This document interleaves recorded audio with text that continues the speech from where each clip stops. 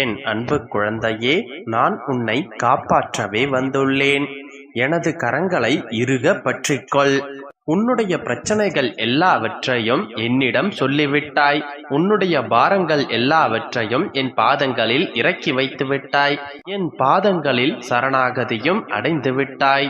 நான் உன்னுடைய பிரச்சனைகளை எல்லாம் பார்த்து எல்லாவற்றையும் தீர்க்கும் முன்னரே பொறுக்க முடியாமல் என்னுடைய அப்பாவே என்னை கைவிட்டு விட்டார், என்னை காப்பாற்ற யார் இருக்கிறார்கள் என்று எண்ணி கலங்கிக் கொண்டிருக்கின்றாய். ஒன்றை மட்டும் புரிந்து கொள் மகளே, எந்த நிலையிலும் என்னுடைய பக்தனுக்கு மோசமான நிலையை ஏற்பட விடமாட்டேன். விரைவிலேயே எல்லாவற்றிலிருந்தும் நான் உன்னை காப்பாற்றுவேன். உன்னுடைய வாழ்க்கையில் வரும் எந்த துயரங்களிலிருந்தும் நான் உன்னை காப்பாற்றுவேன். எதுவாக இருந்தாலும் உன்னிடம் வருவதற்கு முன்பே என்னை சந்தித்து விட்டே போக வேண்டும். என்னை கடந்துதான் உன்னை தீண்ட வேண்டும். எனவே ஒருபோதும் பயப்படாதே. எந்த தீவினைகளும் உன்னை நெருங்காமல் நான் காப்பாற்றிக் கொண்டுதான் இருக்கின்றேன். இந்த நொடியில் உன்னுடைய எல்லா பிரச்சனைகளிலிருந்தும் வெளிவர விரும்பினால் பரிபூரண நம்பிக்கையை என் மேல் வை. எது நடந்தாலும் என்னுடைய அப்பா பார்த்து கொள்வார் என்ற முழுமையான நம்பிக்கை எப்போது உனக்கு வருகின்றதோ அப்போதே உனக்கு விடுதலை தருவேன். யாரும் இல்லை, எவரும் இல்லை என்கின்ற வார்த்தைகள் எல்லாம் இனிமேல் வேண்டாம் மகளே. நீ விழும்போதெல்லாம் உன்னை தாங்கி பிடிக்கவும், மனமுடையும் போதெல்லாம் தட்டி கொடுக்கவும், தனியே நீ அழும்போதெல்லாம் உன்னுடைய கண்ணீரை துடைக்கவும் உன்னுடைய அப்பா நான் இருக்கின்றேன். எப்பொழுதும் நான் உனக்காகவே இருக்கின்றேன். என்னை நெருங்கி வந்து என் கரங்களை பற்றி கொண்டாய் அல்லவா? என்னுடைய கைகளை பிடித்த உனக்கு என் வேத வாக்கினை தருகின்றேன். இதுவரை உன்னுடைய வாழ்க்கையில் நிகழ்ந்த ஒவ்வொரு நிகழ்வும் என்னால் நிர்ணயிக்கப்பட்டவைதான். உன்னுடைய எதிர்காலத்தையும் நானே நிர்ணயித்து வைத்துள்ளேன். இன்று அதில் உனக்காக சில மாற்றங்களையும் செய்து தருகின்றேன். உன்னுடைய மனம் போல் நீ வாழ்வதற்கு பல வழிகளை வகுத்து தருகின்றேன். உன்னுடைய வாழ்க்கையை உனக்காக செதுக்கி தருகின்றேன். உன்னை சூழவிருக்கும் எல்லா துயரங்களிலிருந்தும், உன்னை ஆட்கொண்டிருக்கும் இந்த கவலைகளிலிருந்தும் நான் உன்னை காப்பாற்றி தரப்போகின்றேன். உன்னை சுற்றி உனக்கே தெரியாத சதிகள், மாயைகள், கர்ம வினைகள், மனிதர்களின் உனக்கெதிரான திட்டம் என்று எல்லாம் சூழ்ந்து கொண்டுதான் இருக்கின்றது. ஆனால் இவைகளையெல்லாம் யார் செய்கிறார்கள் என்று உனக்கு தெரியுமா? எல்லாமும் மனிதர்கள்தான், மனிதர்கள் மட்டும்தான். ஆம் மகளே, சதிகள் செய்வது மனிதர்கள் மட்டும்தான். ஆனால் இந்த சதிகளையெல்லாம் உடைத்து உன்னை காப்பாற்றப் போவது உன்னுடைய அப்பா நான். என்மேல் முழு நம்பிக்கை வை.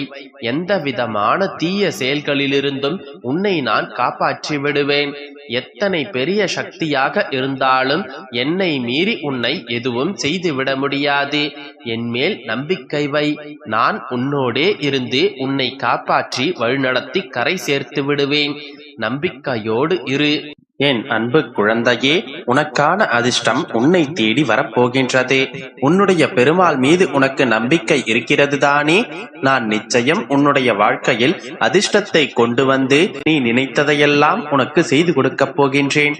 நல்லது நடக்கப் போகும் சமயத்தில் உனது பலம் என்ன, பலவீனம் என்ன என்பதை யாருக்கும் நீ காட்டிக்கொள்ள வேண்டாம். எல்லோரிடமும் எப்போது பேசிக்கொண்டே இருந்தால் உன்னுடைய பலவீனத்தை அவர்கள் சுலபமாக தெரிந்து கொள்வார்கள். அதே போல உன்னுடைய பலத்தை நீ அவர்களுக்கு தெரியப்படுத்த வேண்டும் என்று நினைத்தால் யாரிடமும் அதிகம் பேசாமல் இரு. அவர்களே உன்னை கௌரவப்படுத்துவார்கள்.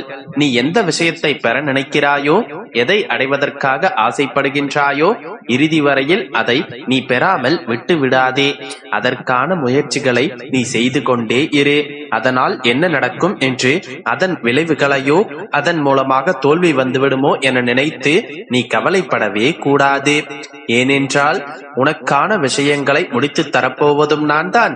உனக்கான வெற்றி மாலையை அணிவிக்கப் போவதும் நான் தான்.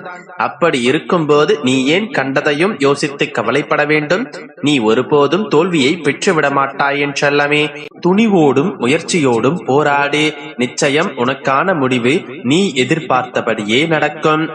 கூட்டத்தில் ஒரு எதிரி இருந்தால் நீ வளர்ந்து வருகின்றாய், அதை பொறுக்க முடியாமல் தான் அவர்கள் எதிரியாக மாறுகிறார்கள் என்பதை புரிந்து கொள். ஒரு மிகப்பெரிய கூட்டமே உனக்கு எதிரியாக இருந்தால் நீ வளர்ந்து விட்டாய், அதனால் தான் இத்தனை பேர் உனக்கு எதிராக நின்று கொண்டிருக்கிறார்கள் என்பதை புரிந்து கொள்ள வேண்டுமே தவிர எனக்கு எதிராக ஏன் இப்படி சதி செய்கிறார்கள், எதற்காக இப்படி எனக்கு துரோகம் செய்கிறார்கள், கெட்டது நினைக்கிறார்கள் என்று யோசிக்க வேண்டாம். உன்னுடைய வாழ்க்கை அழகாய் வளமாய் மாறிவிட்டதை பொறுக்க முடியாமல் எதிரிகள் உருவாவது என்பது மனித குலத்தில் இயல்பான ஒன்றுதான். அத்தனையையும் ஏற்றுக்கொள். நீ முன்னேறி போய்கொண்டே இரு.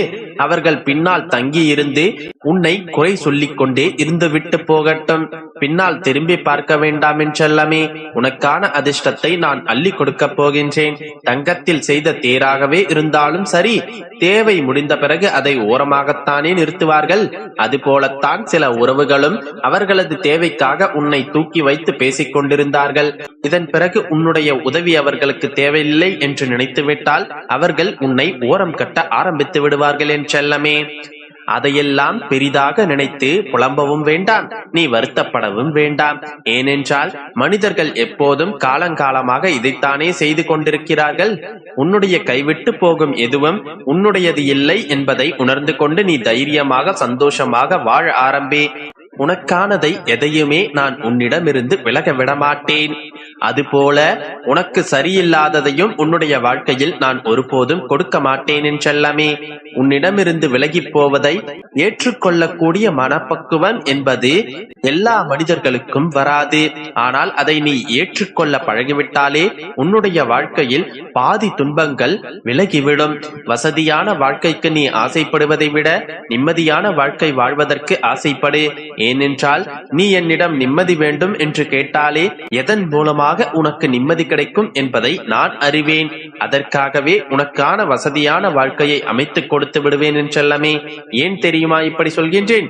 வசதி கிடைத்த எல்லோரும் நிம்மதியாக இங்கு வாழ்வதில்லை. ஆனால் நிம்மதியோடு இருக்கும் எல்லோரும் பல வசதிகளை பெற்றுதான் வாழ்கிறார்கள். உனக்கான நிம்மதிக்கும் சந்தோஷத்திற்கும் நான் உத்தரவாதம் கொடுக்கின்றேன். அவமானத்தை அனுபவமாக எடுத்துக்கொள்.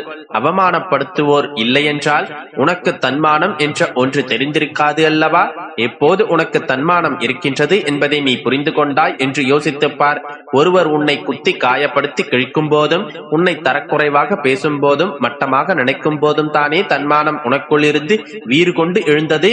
அப்பொழுதுதானே அவர்கள் கண் முன்னால் வாழ்ந்து காட்ட வேண்டும், ஜெயித்து காட்ட வேண்டும் என்று நினைத்தாய்.